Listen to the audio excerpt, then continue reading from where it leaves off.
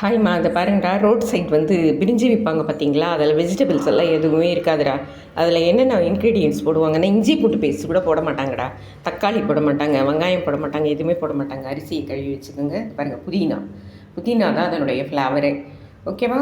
சில பேர் இஞ்சி பூண்டு பேஸ்ட் போடுறாங்க, சில பேர் அது கூட போட மாட்டேன்றாங்க. சோம்பும் பட்டை லவங்கமும் மட்டும் போட்டுருவாங்க தாளிக்கிறதுல.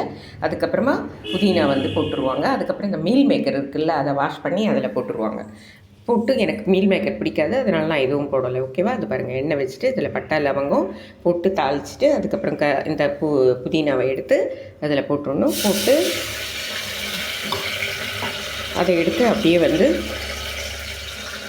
வதக்கிடணும். ஓகேவா? வதக்கிட்டு அதுக்கப்புறமா தண்ணி ஊற்றிட்டு அதுக்கப்புறமா சால்ட்டு போட்டுட்டு மஞ்சள் தூள் போட்டுட்டு தண்ணி கொதிச்ச உடனே ரைஸை போட்டுட்டு 3 விசில் ஆன உடனே இறக்கிடணும். ஓகேவா? இதுதான் வந்து ரோட் சைட் பிரிஞ்சி.